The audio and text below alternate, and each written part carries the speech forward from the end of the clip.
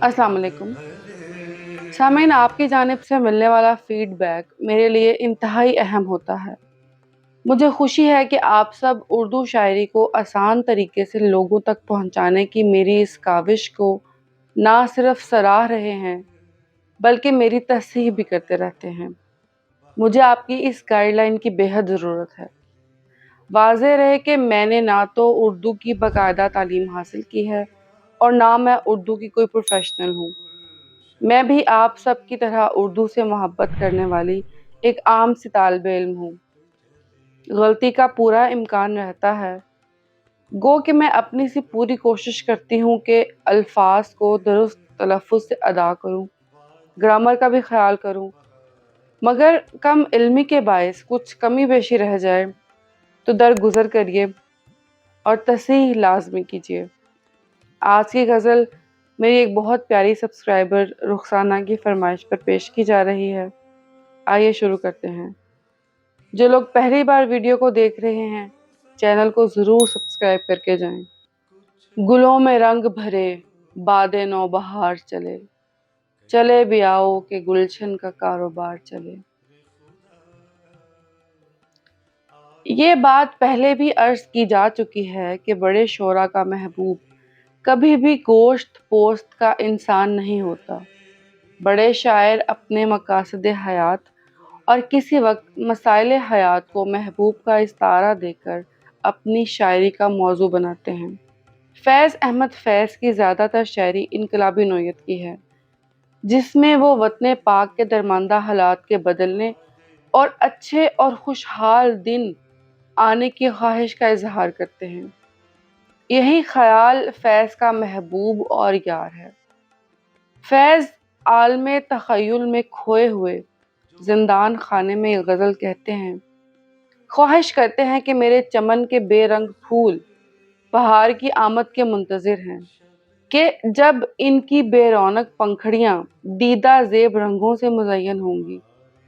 फैज़ उस मंज़र को अपने ख़यालात के झरोकों में देखते हैं और उस एहसास से पैदा होने वाले सुरूर के बायस बेचैन होते हैं, और बेचैनी की कैफियत में महवे इंतज़ार रहना खासा मुश्किल काम है। तो आह भरते हुए अपने महबूब बहार के मौसम को आवाज़ देते हैं कि अब आ भी चुको, अब मज़ीद इंतज़ार की अज़ियत सहना मुश्किल होता जा रहा है। तुम आओ तो तुम्हारे ना होने के बायस मेरे गुलशन के जो जो काम रुके हुए हैं वो पाया तकमील को पहुँचे। मेरे देश में लोगों को बराबर के हकूक़ मिलेंगे, किसी पर जुल्म ना होगा, सब बासी रात को शिकम सैर होकर सोएंगे, बेइंसाफ़ी और जुल्म का खात्मा होगा। हम फैज़ की शायरी की तशरीह के दौरान बेशतर मर्तबा अर्ज़ कर चुके हैं कि फैज़ कम्युनिस्ट नज़रियात के हामिल थे और उनकी तमाम तर सियासी जदोजहद इसी मंजिल के हसूल के लिए रही। आपकी शायरी में भी अक्सर मकामात पर आपकी इसी ख्वाहिश का इजहार पाया जाता है। फैज़ की शायरी के तशरीहात की प्लेलिस्ट का लिंक आई बटन में मौजूद है।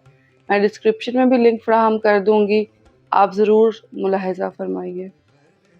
सामीन, शायरी की सबसे बड़ी खूबसूरती यह है कि ये इंसान के तख़य्युल को वसी करती है, इंसान को हदूदो क़यूद से बाहर के मनाज़िर दिखाती है, इंसान को अलग ढंग से सोचना सिखाती है।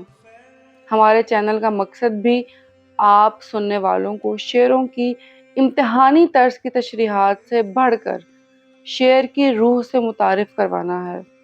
हमारा मानना है कि एक शायर, एक बड़े पाए का शायर, अपने शेर की 2 सतरों में जो बात बयान कर देता है, उसका अहाता एक तवील मज़मून में भी नहीं किया जा सकता।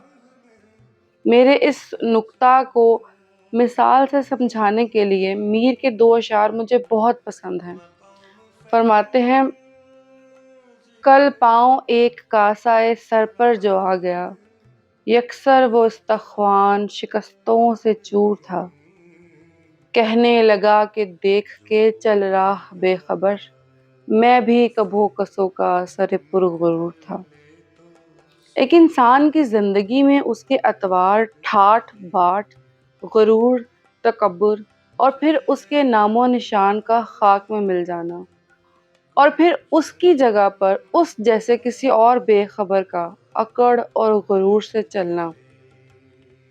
زندگی کی بے ثباتی، عارضی پن اور بے مہر ہونے کا ایسا بیان، اور اس قدر ثقیل بیان، اور اپنے معنی میں بالکل مکمل بیان، سینکڑوں صفحات کے مضمون میں بھی نہیں سما سکتا۔ سامعین، اگر آپ اس شعر اور غزل کے دیگر اشعار کی تشریح میں دلچسپی رکھتے ہیں تو آئی بٹن اور ڈسکرپشن میں لنک موجود ہے، آپ ضرور جا کر سنیے۔ خیر، بات کافی لمبی ہو گئی۔ سامعین، جو ہمیں پہلی بار سن رہے ہیں ان سے گزارش ہے کہ چینل کو لازمی سبسکرائب کر دیں تاکہ ہماری آنے والی تشریحات کی ویڈیوز آپ تک پر وقت پہنچ سکیں۔ چلتے ہیں اگلے شعر کی تشریح کی جانب۔ قفس اداس ہے یارو، صبا سے کچھ تو کہو، کہیں تو بہرے خدا آج ذکر یار چلے۔ پہلے شعر کی تشریح میں عرض کی جا چکی ہے کہ یہ غزل فیض نے زندان میں قید کے دوران کہی ہے۔ قید کے دوران وہ اپنے محبوب سے اداس ہیں۔ ان کا محبوب وہی ان کے وطن کے اچھے حالات آ جانے کا خیال ہے۔ زندان خانے سے باہر تو اپنے ہم خیال دوستوں کے ساتھ گپ شپ کرتے وطن کے خوشحال دنوں کے ذکر کے ساتھ امید بھی محسوس ہوتی تھی کہ آج نہیں تو کل یہ خواب پورا ہو کر رہے گا، مگر یہاں زندان خانے میں تو کوئی امید کی بات ہی نہیں کرتا۔ کتنے دنوں سے میرا دل میرے محبوب کے ذکر سے اداس ہے، میرے کان اس کے ذکر کے لیے ترس رہے ہیں۔ میرے دوستوں، میرے ہم خیال ساتھیوں، تم کہیں تو میرے محبوب کا ذکر چھیڑو، کہیں تو بیٹھ کر وطن پر بہار آنے کی بات کرو۔ تمہارے بات کرنے سے ہوا میں جو ارتعاش پیدا ہوگا وہ چلتا چلتا میری سماعتوں سے ٹکرا جائے گا۔ مجھے لگنے لگے گا کہ میں نے بھی اپنے محبوب کے ذکر سے مزین محفل میں شرکت کر لی۔ یوں میرے قفس کی اداسی چند لمحوں کے لیے خاموش ہو جائے گی اور میرے ارد گرد مجھے رونق محسوس ہونے لگے گی۔ کبھی تو صبح تیرے کنجے لب سے ہو آغاز، کبھی تو شب سر کاکل سے مشک بار چلے۔ پھر سے امید، خواہش، نوید اور آس کا بیان، محبوب کی آمد کے بعد دل فریب نظاروں کا بیان، پھر سے اس خواہش کا بیان کہ کبھی تو ایسی صبح میری زندگی میں آئے گی جب میرے محبوب کے واہ ہونٹوں سے نکلنے والی آواز میری پہلی سماعت ہوگی اور میرے محبوب کی خوشبودار زلف میری راتوں کو حسین بنائے گی۔ سامعین، میں دوبارہ واضح کرنا چاہوں گی کہ یہ محبوب کے ہونٹوں کا واہ ہونا، صبح کا آغاز ہونا، محبوب کی خوشبودار زلفیں، یہ سب کسی انسانی محبوب کے وصل اور ملاپ کا بیان نہیں ہے۔ یہ سب استعارے ہیں وطن پر بہار کے دن آنے کے، خوشحالی آنے کے۔ جس طرح سے احمد ندیم قاسمی کی بڑی مشہور نظم ہے کہ خدا کرے میری ارض پاک پہ اترے وہ فصل گل جسے اندیشہ زوال نہ ہو، یہاں جو پھول کھلے وہ کھلا رہے برسوں، یہاں خزاں کو گزرنے کی بھی مجال نہ ہو۔ خدا کرے میرے ایک بھی ہم وطن کے لیے حیات جرم نہ ہو، زندگی وبال نہ ہو۔ بڑا ہے دل کا رشتہ یہ دل غریب سہی، تمہارے نام پہ آئیں گے غم گسار چلے۔ اے میرے محبوب، اگرچہ میرا دل غریب ہے، کمزور ہے، اس کے جذبات بے مول ہیں، مگر یاد رکھنا دل کے رشتے سے بڑا کوئی رشتہ نہیں ہوتا۔ جس کے ساتھ دل کا تعلق قائم ہو جائے، پھر دل غریب ہو یا امیر، کمزور ہو یا مضبوط، اس دل کے رشتے میں اتنی طاقت ہوتی ہے کہ یہ محبوب کے نام پر ہر طرح کی قربانی دینے کے لیے تیار رہتا ہے۔ ہم بھی اے میرے محبوب تیری غم گساری کے لیے، تیرا درد بانٹنے کے لیے، جب تو پکارے حاضر رہیں گے۔ سامعین، ہمارے نزدیک دوسرے مصرے میں فیض کا کہنا ہے کہ ابھی تو ہم چلے، یعنی ابھی تو ہماری ضرورت نہیں ہے، ہم جا رہے ہیں، مگر جب محبوب کے نام سے کوئی صدا بلند ہوگی تو سر کے بل دوڑے چلے آئیں گے۔ جو ہم پہ گزری سو گزری، مگر شب ہجراں، ہمارے اشک تیری عاقبت سنوار چلے۔ فیض اپنے سیاسی نظریات اور ان کے شاعرانہ اظہار کے باعث بیشتر بار جیل جا چکے تھے۔ یہ تمام قید و بند کی صعوبتیں فیض کے لیے ہجر کی یعنی جدائی کی رات ہیں، جس کے بعد فیض کو وصل کے دن کی امید نظر آتی ہے۔ کہتے ہیں کہ ہم پر اپنے محبوب کی جدائی میں، یعنی ملک سے ظالمانہ آمریت کے نظام کے خاتمے کی جدوجہد کے دوران جو گزری، یعنی جس طرح کے مصائب ہمیں برداشت کرنے پڑے سو کرنے پڑے، مگر اس سے ایک امید تو جاگی ہے، اس ہجر کی رات کے بعد اجالے سے بھرپور دن چڑھے گا۔ رات کی عاقبت یعنی رات کا انجام دن ضرور نمودار ہوگا، اور ہمارے اشکوں یعنی ہماری کوششوں کے دوران ہم پر ہونے والے مظالم کے باعث اس دن کا اجالا ضرور پھیلے گا۔ حضور یار ہوئی دفتر جنوں کی طلب، گرہ میں لے کے گریباں کا تار تار چلے۔ میرے محبوب نے میرے جذبہ عشق کی پرکھ کے لیے مجھے اپنے حضور پیش ہونے کا حکم صادر فرمایا۔ میرا محبوب میرے جنون اور دیوانے پن کی شدت کا اندازہ لگانا چاہتا ہے۔ سامعین، اردو شاعری میں گریبان کو چاک کرنا، دیوانہ اور جنونی ہونے کا ذکر ہے۔ حبیب جالب کا ایک بہت ہی مشہور شعر ہے کہ وہ جو ابھی اس راہ گزر سے چاک گریباں گزرا تھا، اس آوارہ دیوانے کو جالب جالب کہتے ہیں۔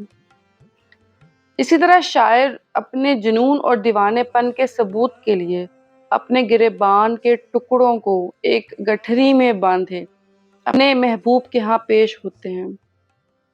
سامعین، مراد یہ ہے کہ ایک دیوانہ اپنی بے بس اجڑی ہوئی کیفیت کے علاوہ اپنے عشق کی سچائی کے حق میں کیا دلیل پیش کر سکتا ہے۔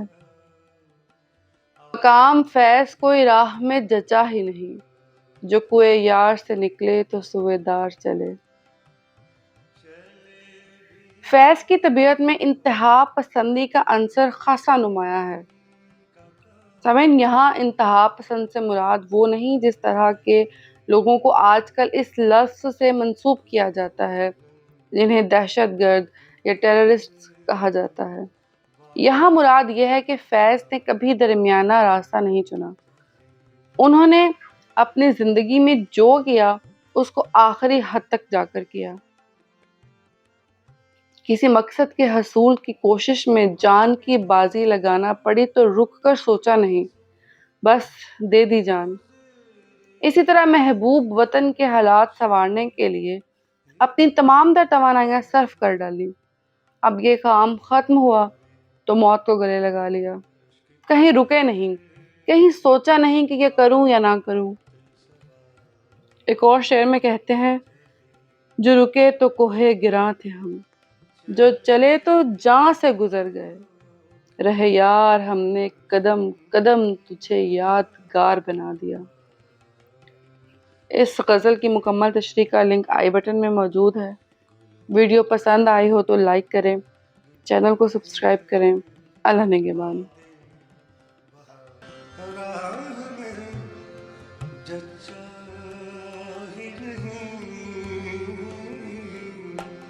مقام فیض